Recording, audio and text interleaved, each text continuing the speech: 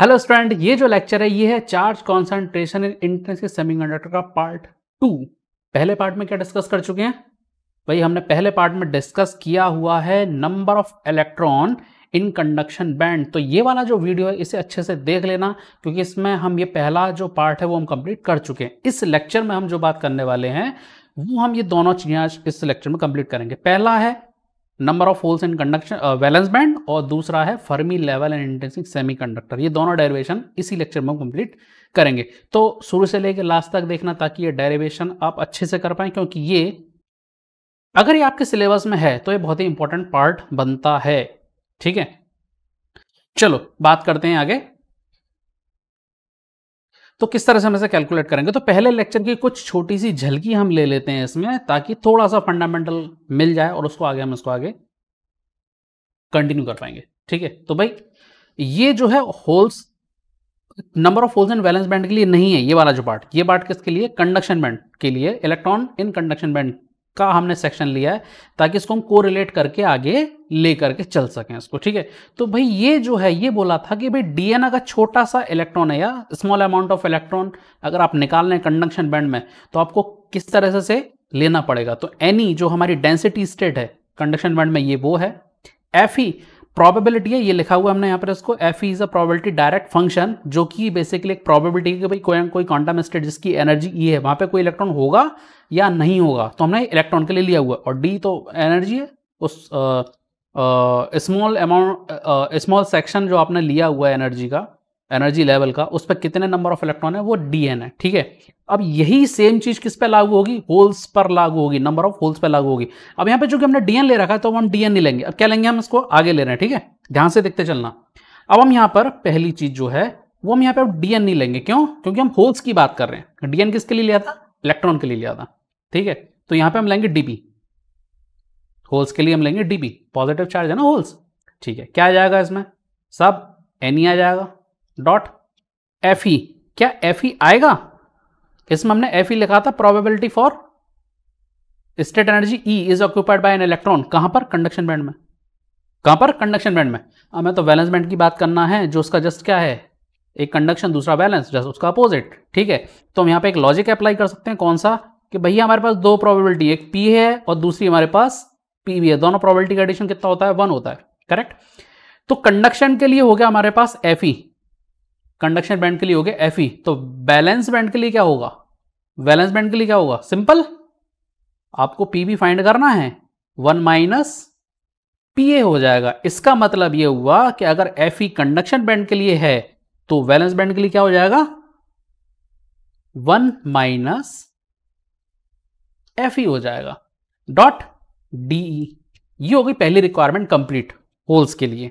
ठीक है, कि भाई वैलेंस बैंड में होल्स क्या होगा। और ये कौन किसके लिए बन गया? ये 1 माइनस एफ ई वैलेंस बैंड के लिए प्रोबेबिलिटी बन गई। क्यों? कंडक्शन बैंड की हमको मालूम है, कंडक्शन बैंड की एफ ई है, तो वैलेंस बैंड की क्या हो गई? 1 माइनस एफ ई। ठीक है, चलो दूसरी रिक्वायरमेंट को फुलफिल करते हैं। दूसरी रिक्वायरमेंट क्या थी इसकी? दूसरी रिक्वायरमेंट है कि भैया एन ई निकालना है। तो वहां पे एन ई क्या था? अब हमने एन ई लिया था कि भैया जो एन ई है वो बेसिकली प्रोपोर्शनल है ई के हाफ के, चूंकि हम वहां पे कंडक्शन बैंड की बात कर रहे थे। ठीक है, तो वहां पे क्या हो गया था? वहां पे क्या हो गया था? ई सी माइनस ई हो गया था। पर अब यहां पे कहानी उल्टी है। क्यों है? क्योंकि यहां पर इसका जो अपर लेवल है वैलेंस बैंड का वो ऑलरेडी ईवी है, ये ईवी अपर लेवल है, और बॉटम लेयर क्या है? ई मान लो। तो यहां पर जो ई है वो बेसिकली ईवी से बहुत छोटा है। ठीक है, ई जो है ईवी से बहुत छोटा है। ठीक है, और आपको ई चाहिए, यानी किसके लिए चाहिए ई? इस पूरे सेक्शन के लिए। ये कितना बनेगा? ये पूरा कितना बनेगा? ई माइनस ईवी बनेगा। इसका मतलब यहां पर हम जो ई लेंगे अब एन ई, वो क्या हो जाएगा? ई वी माइनस ई, क्योंकि ईवी अपर लेयर है। ठीक है, जब इसका आप प्रोपोर्शनल कांस्टेंट ओपन करो, प्रोपोर्शनल साइन ओपन करोगे तो क्या आ जाएगा? गामा ईवी माइनस ई का हाफ। ठीक है, अब गामा का फॉर्मूला क्या है? गामा क्या है? प्रोपोर्शनलिटी कांस्टेंट है। गामा क्या है? प्रोपोर्शनलिटी कांस्टेंट है, तो उसकी वैल्यू अपन बाद में रखेंगे। तो ये अपना पहले लेक्चर में लिखा हुआ है, तो बाद में वहां से अपन ले लेंगे। ठीक है, तो इस कांस्टेंट की वैल्यू क्या है? पहले लेक्चर में हम इसको कर चुके हैं, तो वहां से इसको ले लेना। ठीक है, लास्ट में अपन जब डेरिवेशन करेंगे तो गामा की वैल्यू रख करके उसको निकालेंगे, तो वहां भी मालूम पड़ जाएगा कि गामा की एक्चुअल में जो फॉर्मूला होता है गामा का या जो कांस्टेंट होता है वो बेसिकली क्या होता है। ठीक है, आगे चलें, चलो आगे चलते हैं अपन। तो ये दो रिक्वायरमेंट हमारी फुलफिल हो गई। ठीक है, तीसरे में क्या करना है, कंप्लीट निकालना है, सारी वैल्यू रख दो और कंप्लीट निकाल लो। कंप्लीट के लिए क्या करते हैं, इंटीग्रेशन करते हैं। कंप्लीट के लिए क्या करेंगे, इंटीग्रेशन। भाई इंटीग्रेशन, अपर लिमिट इसकी ई भी है और लोअर लिमिट माइनस इनफाइनाइट ले लो, क्योंकि भाई कंडक्शन लिमिट के लिए अगर इनफाइनाइट है अपर लिमिट तो इसके लिए लोअर लिमिट कितनी होगी, माइनस इनफाइनाइट होगी। रख दो सारी वैल्यूज। एनी के लिए रखते हैं gamma E we minus E half dot 1 minus F E dot D E. अब ये जो 1 माइनस एफ ई है इसकी भी वैल्यू में निकालना पड़ेगी। कैसे निकालना पड़ेगी भाई, एफ ई कितना था, एफ ई कितना है, ये रहा एफ ई का फॉर्मूला ये रहा 1/1 प्लस एक्सपोनेंशियल ई माइनस ई एफ अपॉन के टी। तो हमें 1 माइनस निकालना है, कैसे निकालेंगे, चलो पहले निकाल लेते हैं यहाँ पर। तो 1 माइनस एफ ई की वैल्यू कैलकुलेट करते हैं। 1 minus F E is equal to क्या हो जाएगा, 1 minus 1/1 plus E X P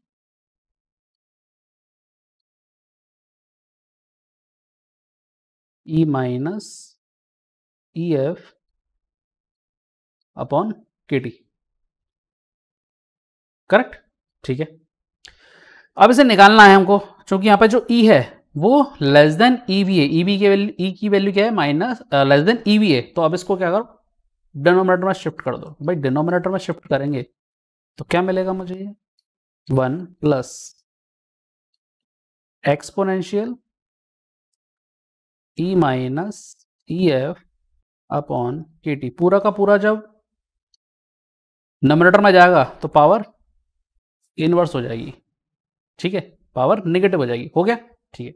अब ये तो पावर नेगेटिव आएगी, क्या करें, बायनोमियल एक्सपांशन इसमें अप्लाई कर दो। भाई जैसे आप इसमें बायनोमियल एक्सपांशन अप्लाई करोगे, अच्छा पहले रुकते हैं भाई, थोड़ा सा इसको लिख लो यहाँ तक। ठीक है, पॉज मारो थोड़ा सा वीडियो और इसे लिख लो इतना। ठीक है, तो पॉज मारने के बाद आपने शायद लिख लिया होगा, तो अब इसको आगे बढ़ते हैं अपन। अब ये इसमें बायनोमियल आपको एक्सपांशन लगाना, तो बायनोमियल एक्सपांशन क्या लग जाएगा, 1 माइनस है तो ये 1 माइनस कितना हो जाएगा, ये 1 minus e to the power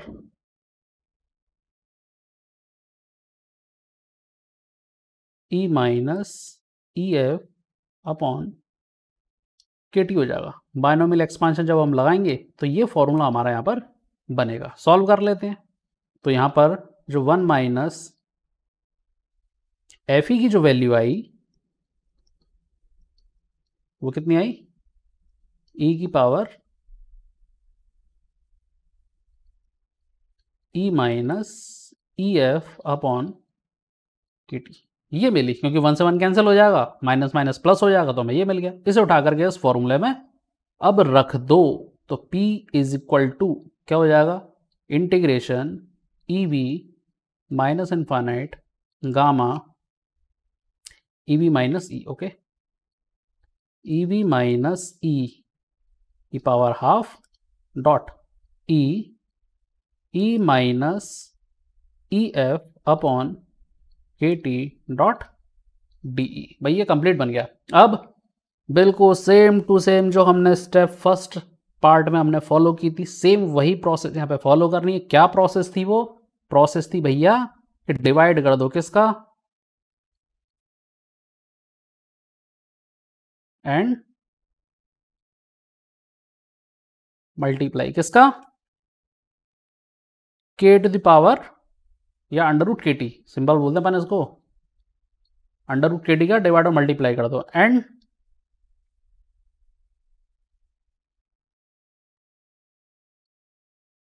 add and subtract e v in e to the power e minus E F upon के टी इसमें। ठीक है, तो बस इस प्रोसेस को अपन आप फॉलो कर लेते हैं। तो P is equal to minus infinite to e v हो गया, गामा हो गया, यहाँ पर कैसे लिखें इसको, क्योंकि हम केटी अंडर रूट केटी का कर रहे हैं, यानी केटी पावर हाफ है ना, केटी पावर हाफ का ले रहे हैं, तो उसमें सीधा सीधा डिवाइड करना है तो उसको सीधा इसी में मर्ज कर देते हैं, क्योंकि भाई इसकी भी पावर क्या है, हाफ है, इसकी पावर हाफ है, तो सीधा मर्ज कर दो इसको, E V minus E upon K to the power half, multiply कर देते हैं हम, K to the power half, E में हमने जैसा बोला है कि ई माइनस ई एफ प्लस ईवी कर दो माइनस ईवी कर दो अपॉन के टी डॉट डी। ये हमारे पास पूरी की पूरी कंप्लीट स्टेप आ गई। ठीक है, अब इसमें से हमको क्या करना है, सॉल्यूशन फाइंड करना है इसी से। तो चलो सॉल्यूशन को फाइंड करते हैं। Minus infinite EV gamma EV minus ई अपॉन के टी पावर हाफ के टू द पावर हाफ। अब यहाँ पे क्या कर रहे हैं हम, जो ई है यहाँ पर हमारे पास ई माइनस ई वी है हमारे पास, इसे अलग कर लो, ई माइनस ई वी अपॉन के टी को अलग कर लो, और यहाँ पर E V minus E F इसे अलग कर लो।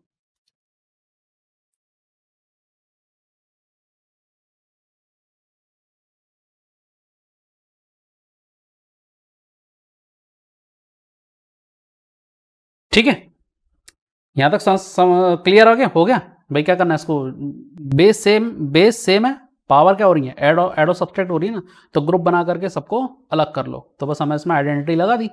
ठीक है, कौन सी आइडेंटिटी लगा दी भाई, हमने इसमें वाली आइडेंटिटी लगा दी, A to the power M dot A to the power N is equal to क्या होता है, ए की पावर m प्लस एन होता है। तो बस ऐसे हमने उसको क्या कर लिया, सेपरेट कर लिया सेपरेट। अब यहाँ पर देखो इंटीग्रेशन किसके रेस्पेक्ट में हो रहा है, e के रेस्पेक्ट में हो रहा है, यानी कि इस इंटीग्रेशन का केवल वही वेरिएबल छोड़ो जो e पर डिपेंडेंट है, और जो e पर डिपेंड नहीं कर रहे हैं वो सारे के सारे कॉन्स्टेंट उठा के बाहर कर दो। ठीक है, कौन कौन से हैं, एक तो ये वाला टर्म कॉन्स्टेंट आ रहा है, एक ये टर्म कॉन्स्टेंट आ रहा है, और दूसरा गामा कॉन्स्टेंट आ रहा है, इन सबको उठा के बाहर कर दो। ठीक है, चलो इस प्रोसेस को स्टार्ट करते हैं। तो P is equal to gamma बाहर, k to the power half ये बाहर। ठीक है, E की पावर कौन सा टर्म बाहर आ रहा है, E V minus E F upon K D, E V minus E F upon के टी ये बाहर। अब इंटीग्रेशन कौन बचा, माइनस इनफाइनाइट से ईवी माइनस ई अपॉन के टी पावर हाफ, ई की पावर इसको रिवर्स कर लो, ये कितना हो जाएगा, ईवी माइनस ई है ना, तो जब हम इसको रिवर्स करेंगे यानी कि दोनों को एक जैसा बना लो, माइनस ईवी माइनस ई अपॉन के टी डॉट डी, ये बना लिया साहब हमने। ठीक है, अब आता है वेरिएबल रिप्लेसमेंट। क्या करें, let x is equal to क्या मान लें यहाँ पर, ईवी माइनस ई अपॉन के टी को मान लिया हमने x। ठीक है, अगर ऐसा करते हैं तो हमें इसके लिए वैल्यूज भी निकालनी पड़ेगी। यहाँ पे क्या हो जाएगा, ये dx is equal to minus d e upon के टी हो जाएगा, दोनों तरफ का डिफरेंस। यहाँ पे क्या करें हम, दोनों तरफ का डिफरेंशियल कर दें, यहाँ का और यहाँ का e के रेस्पेक्ट में। तो यहाँ पे बचेगा हमारे पास dx equal to e v zero हो जाएगा क्योंकि तो कांस्टेंट है, e का हो जाएगा माइनस डी अपॉन के टी। ठीक है, तो यहाँ से जो डी ई निकलेगा, क्योंकि हम यहाँ पर वेरिएबल रिप्लेसमेंट कर रहे हैं तो डी हमें सेपरेट करना पड़ेगा, तो डी ई सेपरेट करना है तो क्या आएगा यहाँ पर, minus K T dot d x हो जाएगा। ठीक है, तो ये तो हो गया। अब इसकी लिमिट भी तो बदलना है भाई, लिमिट कैसे बदलेंगे, x की लिमिट आनी है। ठीक है साहब, एनर्जी E इसका वेरिएबल लोअर वेरिएबल कितना है, इनफाइनाइट। ठीक है, अगर मैं E को माइनस इनफाइनाइट रखता हूं तो x कितना आएगा, प्लस का इनफाइनाइट भाई माइनस, और माइनस का इनफाइनाइट, ऐड करो सब्ट्रैक्ट करो क्या हो जाएगा, इनफाइनाइट हो जाएगा। ठीक है, अब यहां पे रखते हैं हम E इज इक्वल टू कितना, EV, तो इसके हिसाब से जो x है वो कितना हो जाएगा, इस पर अपन कॉमा लगा देते हैं, और यहाँ पे कॉल। ठीक है, तो यहाँ पे x कितना हो जाएगा, 0 हो जाएगा। हमारी सारी रिक्वायरमेंट कंप्लीट हो गई, बस इसके अंदर अब क्या करना है, पुट करना है। Gamma k to the power half e ev minus ef upon kt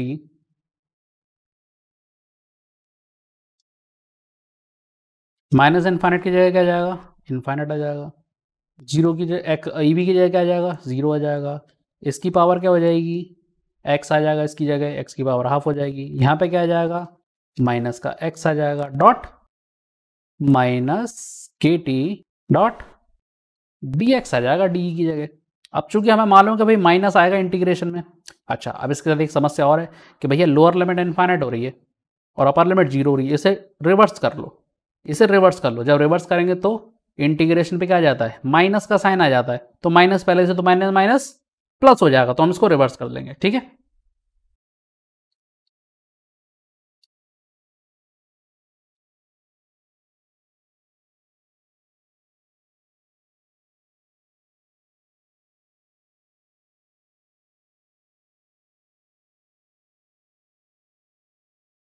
zero to infinite x power half e to power minus x.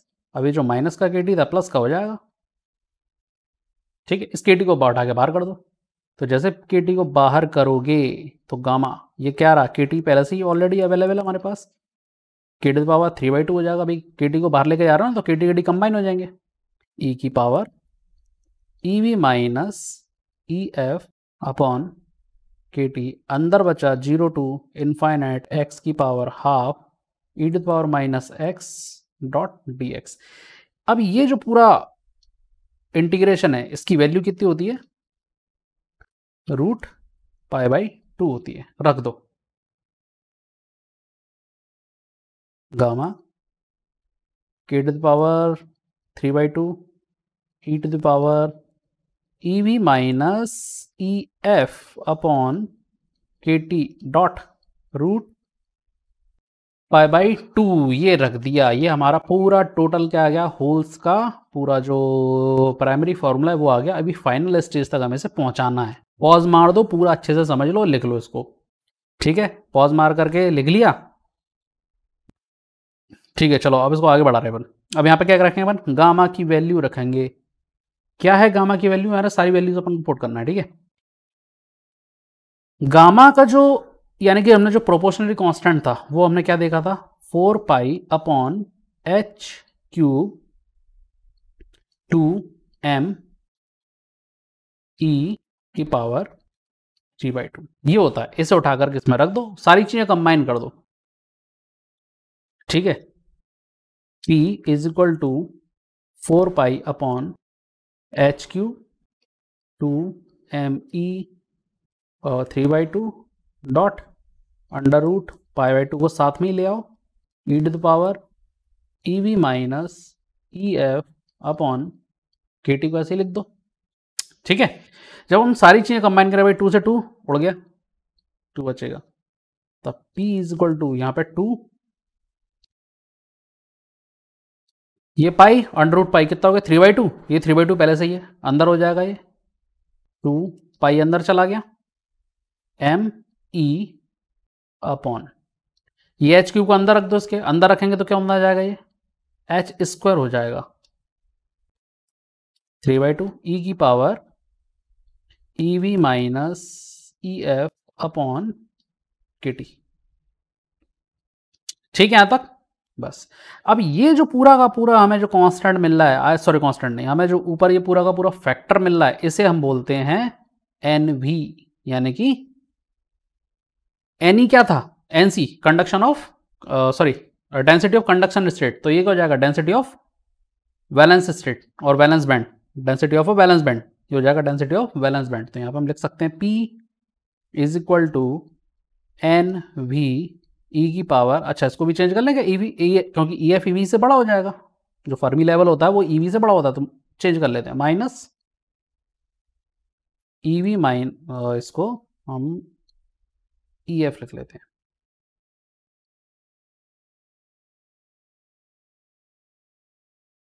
Upon के T.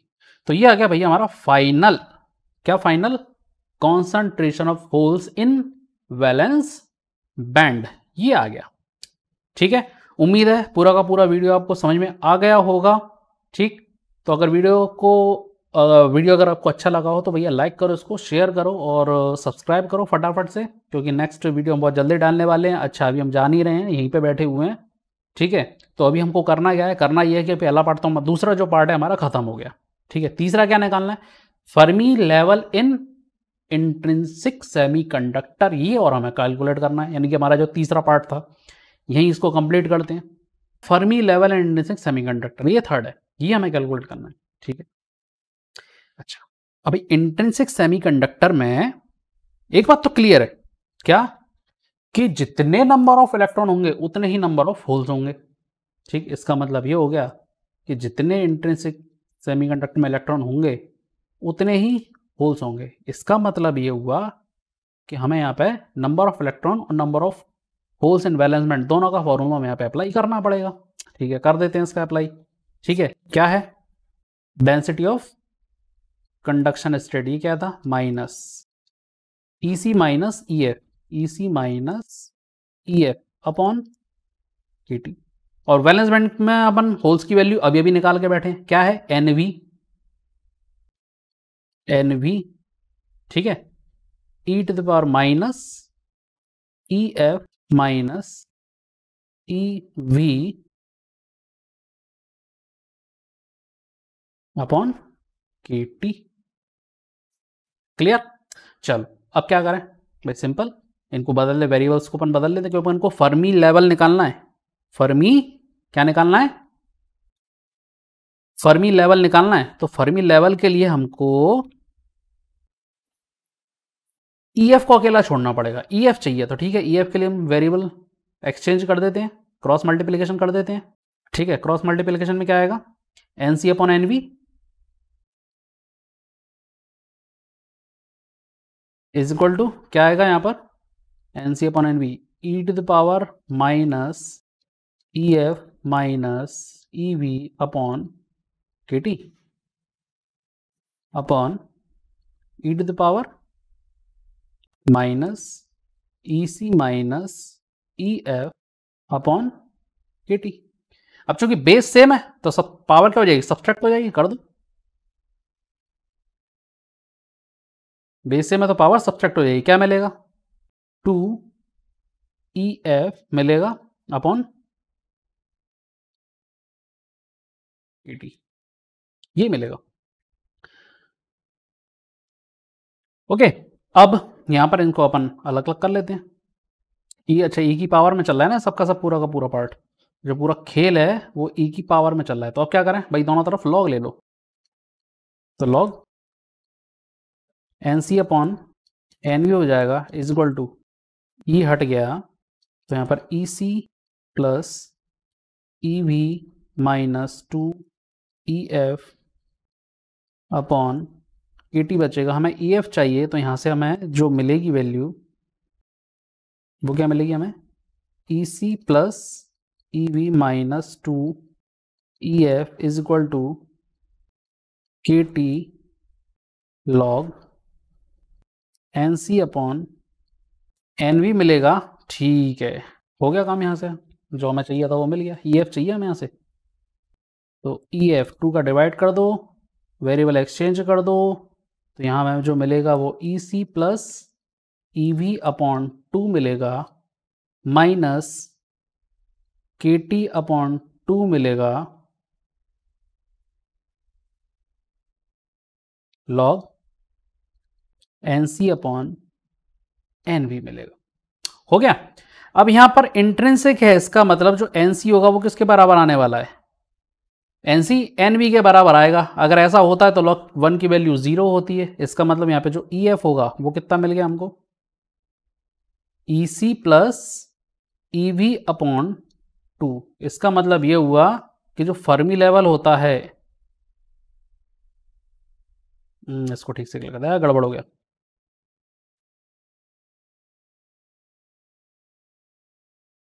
E F is equal to E C plus EV upon 2।